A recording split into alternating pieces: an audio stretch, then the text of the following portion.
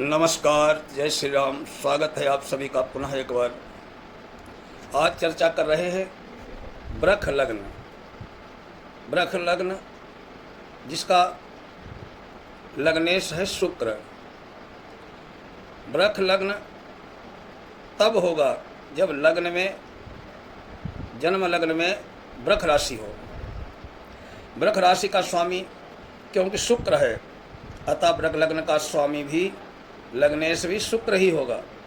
इसलिए यहाँ वृख राशि के स्वामी शुक्र, वृष साण को इस राशि का प्रतीक माना गया है। दोनों की विशेषताओं का ध्यान रखना चाहिए। शुक्र जहाँ वैभव, ऐश्वर्य, काम, सेक्स का कारक है, वहीं साण भी पौरुष, काम शक्ति, सामर्थ्य, मस्ती, लापरवाह, अपनी ही मौज में रहने वाले का प्रतीक है। क्रुद्ध अवस्था में आक्रामक, विकट, उन्मत्त, क्रोधांध हो जाना, किंतु शांतावस्था में विरक्त, अपनी ही धुन और मस्ती में खोए रहना सांड का स्वभाव होता है। इसलिए ये महादेव शिव का वाहन माना गया है, जो सदा योग और ध्यान मग्न रहते हैं। परंतु क्रुद्ध होने पर जब उनका तीसरा नेत्र खुलता है तो प्रलय आ जाता है। उनका क्रोध किसी को भी सहनीय नहीं होता। अतः इस सहज ही कहा जा सकता है कि वृख लग्न के जातकों में इन गुणों का पाया जाना स्वाभाविक होता है। मेरा अपना दृष्टिकोण और अनुभव यह है कि वृख लग्न वाले प्रबल अहंकारी होते हैं। खुश हो जाए तो जरा सी बात पर सब कुछ न्यौछावर कर दें, नाखुश हो जाए तो वर्षों और जीवन भर बात तक न करें। ऐसे जातक नंबर 1 के जिद्दी और मूडी होते हैं। अगर कहीं ऐसे जातक के लग्न में सूर्य विद्यमान हो तब तो ये अपनी बात पर अड़ जाने वाले ही हो जाते हैं। परस्पर वार्तालाप में भी अपनी बात को नीचा पड़ने नहीं देते हैं।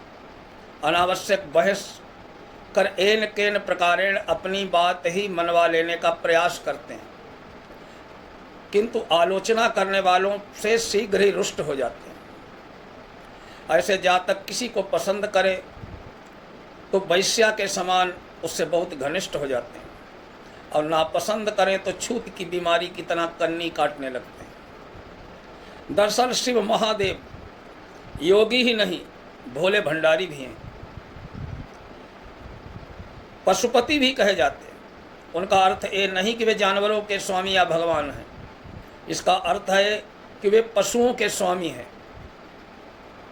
पशु का अर्थ है तमोगुणी, पशु का अर्थ है अहंकारी, पशु का अर्थ है उच्छृंखल और मनमोजी, पशु का अर्थ है शक्ति या सत्ता के मद में डूबा, जड़त्व बुद्धि प्राप्त हो गया, प्रबल अहंग को मारा हुआ जीव, पशुओं में सर्वाधिक मनमोजी तथा पौरुष व अहंग शक्ति के अहंकार में सर्वाधिक चूर रहने वाला सांड ही होता है। शिव का वाहन होने से शिव ऐसे अहंकारियों को नियंत्रित करने वाले, उन पर सवार होने वाले, उनके स्वामी होने से पशुपति कहलाते हैं। ये इसका प्रमाण है कि सांड लग्न वाले जातकों में अन्य विशेषताओं के साथ अहंकार भी प्रबल रूप से रहता है, और अपने इस अहम और दर्प को टूटना वो किसी भी दशा में बर्दाश्त नहीं करते।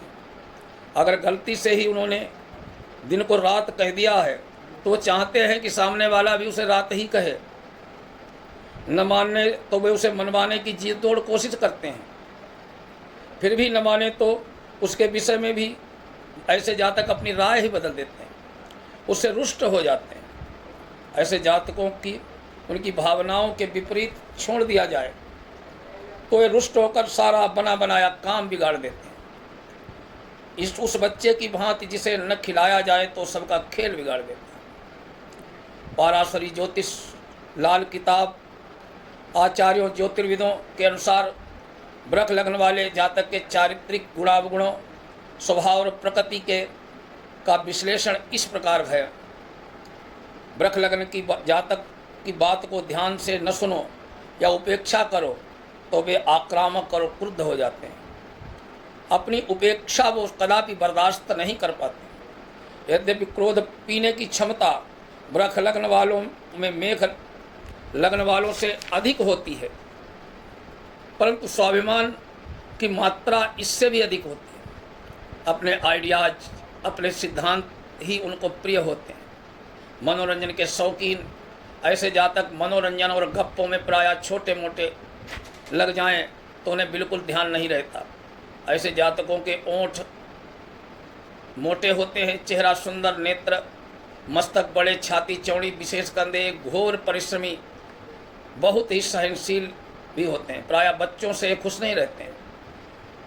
दुष्प्रभाव भावुक होते हैं, जिद्दी भी हैं। लगन पर दुष्प्रभाव हो तो 50 वर्षों के बाद प्रायः नाड़ी तंत्र में इन्हें दिक्कतें झेलनी पड़ती हैं। शनि वृक्ष लग्न वालों को योग कारक होता है।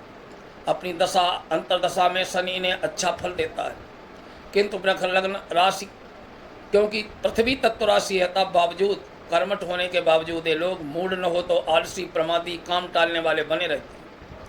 परंतु जब मूड आ गया तो रात दिन, आंधी बारिश कुछ भी नहीं देखते, अर्थात सांड की भांति स्वेच्छाचारी और मनमोजी होते। स्थूल शरीर, काले बाल, आंखों में चमक, चौड़े कंधों वाले जातक सामान्यतः सज्जन और शांति प्रकृति के होते हैं, किंतु इनसे छेड़खानी की जाए तो पूरी शक्ति से अड़ भी जाते हैं। ये वासना प्रधान होते हैं, अपने अपमान को कभी नहीं भूलते। इनकी स्मरण शक्ति गजब की तीव्र होती है। अपनी बातों को गुप्त रखने में माहिर होते हैं, परंतु ईर्ष्यालु भी होते हैं। वृक्ष लग्न वाले जातक स्वयं के कारोबार में अधिक सफल होते हैं। कन्या या वृश्चिक लग्न वाले जातकों से इन्हें मित्रता शुभ रहती है। यदि लग्न पाप ग्रह से पीड़ित हो तो इनके गले में रोग संभावित होते हैं। वृक्ष लग्न के जातक अपनी आर्थिक सफलताओं से कभी संतुष्ट नहीं होते हैं।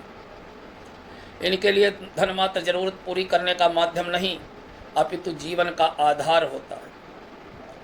आजीवन वे धनोपार्जन के प्रयास में लगे रहते हैं, किंतु फिर भी धर्म, कर्म, कर्मकांड, जब उपासना आदि कार्यों में इन्हें रुचि रहती है।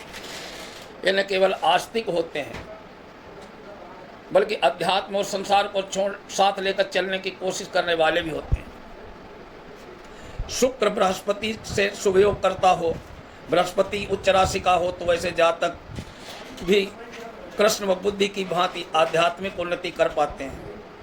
अन्यथा इनकी उपासना कोरा कर्मकांड और आडंबर बनकर रह जाती है। चुनौती सामने हो, कार्य में रुचि के अनुकूल हो तो वृक्ष लग्न के जातकों का उत्साह, शक्ति दोनों बढ़ जाती है।